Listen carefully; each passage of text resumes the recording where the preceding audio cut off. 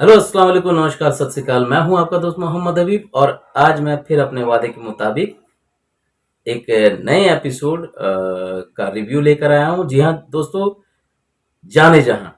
तेरा इश्क जो तारी हुआ। जी हां दोस्तों, जाने जहां के 28वें एपिसोड का रिव्यू मैं आज लेकर आया हूं, जो कल ही यूट्यूब पर आ चुका है। आप उसे देख सकते हैं और इसकी मुख्तसर कहानी हम यहाँ पर बयान करेंगे कि जैसा कि पिछले एपिसोड में आपने देखा, बहुत ही कमाल और धमाल एपिसोड था। सारे मैंने काफ़ी तारीफ की क्योंकि सैल्यूट है उस डायरेक्टर को, राइटर को, जिन्होंने इतनी जोखिम भरे सीन सब लिखने की और शूट करने की जोखिम उठाई। तो लेकिन अब जो आते हैं 28 नंबर एपिसोड, जो 28वां एपिसोड है, उसमें शुरुआत होती है जहां पर आपने आखिरी में देखा होगा कि आयजा खान के जो जिनसे शादी होने वाली होती है और टूट जाती है, वो फिर जो नेगेटिव कैरेक्टर है विलन, वो आकर के उस जगह पे जहाँ पे बाढ़, जहाँ पे फ्लड वालों की मदद की जा रही है और आयजा खान वहां पे खिदमत कर रही हैं, तो वहां पर आकर के कहीं ना कहीं वो उन्हें छेड़ते हैं और उन्हें उस काम में बाधा डालने की कोशिश करते हैं और सहरान उन्हें आकर के धक्का देते हैं और वो बोलते हैं दूर हो जाओ, और वो एक हीरो का जो काम था वो उन्होंने किया। उसके बाद अभी जो 28 एपिसोड जब शुरू होती है तो आयजा खान जो है वो शहरान से पूछती हैं कि आप ऐसा क्यों किए, आपको क्या हक है, आप कौन हैं, आप मेरे कौन हैं, हम आपके कौन हैं, हम आपके हैं कौन। तो ये सारी चीजें उन्होंने बौछार लगा दी सवालों की और सहरान के पास कुछ जवाब नहीं था क्योंकि भाई सीधी सी बात है, आप तो वो इमाद इरफानी साहब की मंगेतर हैं। तो आयजा खान को वो बोलते हैं मैं आपका मुहाफिज हूँ और ये हक आप मुझसे छीन नहीं सकती हैं। तो आयजा खान कहती हैं कि मुहाफिज किसने बनाया आपको। तो ये उनकी मतलब चालू था इनका जो मोहब्बत में दो जोड़े कबूतर आपस में गुटुर गुटुर करते हैं, वो गुटुर गुटुर कल चालू था। एनीवे, अब आते हैं अगले सीन। दोस्तों, सहरान के साथ में आयजा की जिस तरह के से तल्ख मतलब बिहेव रहा है, उसको लेकर के उनकी बहन उनसे काफी लड़ पड़ती, झगड़ पड़ती हैं और उनको कहती हैं कि ये आप वो नहीं हैं जैसे जो पहले थी। और ये बात सब लोग जानते भी हैं क्योंकि जिस तरह का बेहिस हो जाना आयजा खान शहरान की तरफ से कर रही हैं, वो कहीं ना कहीं थोड़ा सा ज्यादा हो रहा है। मतलब इस तरह बेहिस नहीं होते हैं लोग।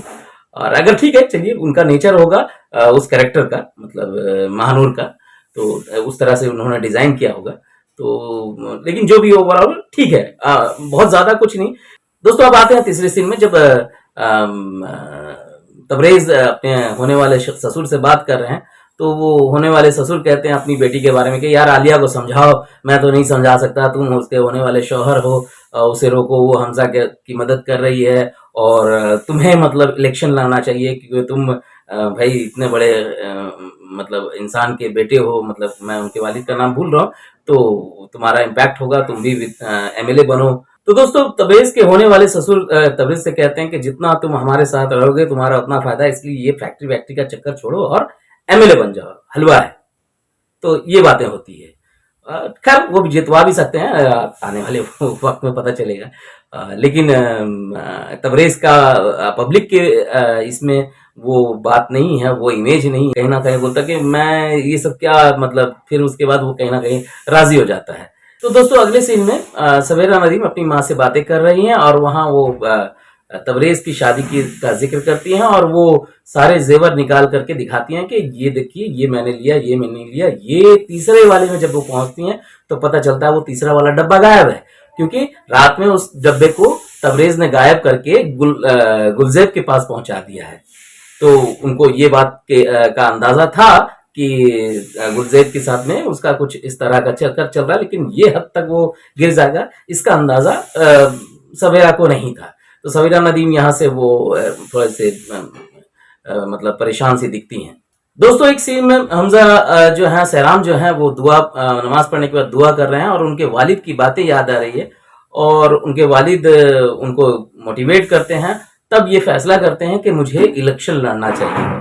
वहीं हमजा ने डिसाइड किया है कि वो इलेक्शन लड़ेंगे और हमजा को कहीं ना कहीं लोग पसंद कर रहे हैं। ये बातें उस डाइनिंग टेबल पे बैठे हुए जब हमजा सवेरा नदीम को कहते हैं मैं इलेक्शन लड़ने वाला हूं, तो सवेरा को थोड़ा टेंशन होता है, क्योंकि तबरेज भी कहीं ना कहीं इलेक्शन लड़ने वाले। ये बात जब उनको परेशान करती है तो उनकी माँ से उनकी थोड़ी सी बहस हो जाती है।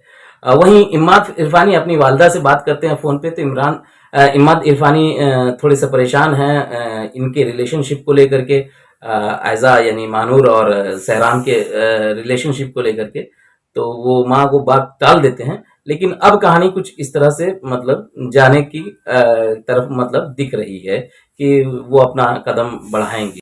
तो दोस्तों फाइनली सहरान जो है वो ऑफिस पहुंच चुके हैं और उनको गुलजेब और तबरेज की बातें पता चल चुकी है, इसलिए वो अपने मैनेजर के साथ बात करते हुए इन बातों का जिक्र करते हैं और वो फाइल लेकर के वहां से रवाना हो जाते हैं। लेकिन अब मुझे लगता है कि जो बातें इतने दिनों तक छुपी हुई थी, अब उस पर बात करने के लिए का वक्त आ गया। मतलब अब देखते हैं कि आगे क्या होता है। दोस्तों वहीं तबरेज और गुलजेब की बातें जो छुपी हुई थी लोग महसूस कर रहे थे, लेकिन उसके बारे में अब आपस में बातें करना शुरू कर दिए।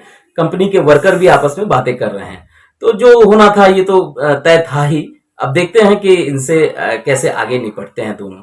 तो इस एपिसोड में बहुत कुछ कहने के लिए नहीं है दोस्तों, क्योंकि सब सीन फिर वही प्रोजेक्ट के ऊपर में सहराम महानूर और इमाद के साथ में बात कर रहे हैं, फिर वही घिसी पिटी वही स्कूल में पढ़ा रही हैं आयजा बच्चों के साथ में। तो घिसे पिटी स्टोरी है और मतलब घिसे पिटे सीन सब हैं, कोई नयापन नहीं है, कुछ अलग नहीं है। पहले जिस तरह से इन्होंने मतलब बाउंड्री मारा था, चौका छक्का, इसमें उन्होंने प्लेड किया, डॉट बॉल गए हैं, तो मुझे मजा नहीं आया। बस ठीक है, हर एपिसोड में हर बॉल में चौके छक्के नहीं मारे जाते। तो एनीवे काम की बात करें तो आयजा खान नो डाउट बहुत कमाल हैं अपने। उन्होंने जो भी कैरेक्टर जो एक उन्होंने जर्नी तय की है, उसका जो एक सफर है वो बहुत ही अच्छे तरीके से प्ले कर रही हैं। और यार कमाल है। उसके बाद आते हैं हम हमजा के ऊपर में। हमजा जो मतलब इतने मैच्योर हो चुके हैं कि वो सिर्फ महसूस करते हैं और उनका चेहरा एक किताब की तरह नजर आता है, जिसमें उनके दर्द नजर आते हैं, उनको आप पढ़ सकते हैं, उन्हें महसूस कर सकते हैं। तो वो फैबुलस अपने कैरेक्टर में कमाल कर रहे हैं। और वहीं इमाद इरफानी जो उनके लिए जितना कुछ लिखा गया है वो उसमें बहुत ही कमाल है और उनकी जरूरत थी। एक केमिस्ट्री नजर आती है तीनों की, जो एक लव स्टोरी चल रही है, ट्रायंगल। अब आते हैं दोस्तों नवल सईद के ऊपर में। तो वो बहुत ज्यादा ऐसे मैंने उनको दूसरे ऐसे इंटरव्यू वगैरह में देखा है, तो वो विदाउट मेकअप मतलब या मेकअप भी किया होगा तो बहुत सिंपल मेकअप में वो ज्यादा अच्छी लग रही है। लेकिन पता नहीं इस पूरे ड्रामे में उनका मेकअप बहुत ज्यादा ओवर है और उनका एक अलग तरह का संवाद अदायगी है। अब एक अच्छा कैरेक्टर गया था, अभी मुझे लगता है कि इतना सारा एपिसोड आ चुका है, अब आगे उनके लिए करने के लिए क्या है। जबकि शुरू में मुझे उम्मीद थी कि कुछ इस तरह का कैरेक्टर जाएगा जो वो अपने हस्बैंड की तफ्तीश करेंगे और वो एक अलग ट्रैक जाएगा, उसकी खोज करने में अगर लगती है और वो तबरेज तक पहुंचती तो एक मजेदार सीन होता नजर आता है कि अच्छा एपिसोड सब बनता है। कहीं ऐसा ना हो कि आखिरी में 2-4 सीन में ही उनके पूरी कहानी को निपटा दी जाए। ये इस बात का मुझे अंदाजा है। अब देखिए क्या होता है। राइटर रिदा बिलाल क्या करती हैं, अब वो तो आने के बाद ही पता चलेगा, एपिसोड जब आ जाए। तो अब आते हैं दोस्तों आसिफ रजा मीर के ऊपर में, तबरेज। दोस्तों ये तबरेज जो हैं आसिफ साहब, उनके कई हमने ड्रामे देखे, बहुत कमाल। इस तरह के वो कैरेक्टर को बहुत ही आराम से प्ले करते, बहुत प्यारा बना देते हैं। दोस्तों तबरेज इतना खौफनाक नजर आता है कि उनके जो सीन होते हैं वो खासतौर पे नवल सईद के साथ जो होता है, गुलजेब के साथ में, वो उनकी आंखें बोलती है। मतलब ऐसे लाइंस नहीं भी बोले तो उनकी आंखें, वो बहुत सारे लाइंस बोल देते हैं, बहुत सारे डायलॉग्स उनकी आंखों में होते हैं। यार कमाल का बंदा है, मतलब अल्टीमेट है इस कैरेक्टर के लिए जो उन्हें दिया गया है। ओवर बाकी सब सारे कैरेक्टर तो आप देख ही रहे हैं, बहुत कमाल है, चाहे वो सवेरा नदीम हो या बाकी दूसरे कैरेक्टर। अब आते हैं इनके जो एपिसोड की राइटिंग की है रिदा बिलाल, उन्होंने मतलब बहुत कमाल का लिखा है। अच्छा स्क्रीन प्ले है, अच्छे डायलॉग्स हैं, लेकिन ये एपिसोड थोड़ा कमजोर है। अब बात करते हैं दोस्तों इसके डायरेक्टर कासिम अली मुरीद के ऊपर में, कि उनका तो डायरेक्शन कमाल का है ही। अब देखिए कि ये एपिसोड किस तरह एंड होता है और किस तरफ लेके जाता है, क्योंकि कहानी में इतने मतलब रंग भर चुके हैं कि किस रंग का क्या अंजाम होगा ये आने वाला एपिसोड ही बता पाएगा।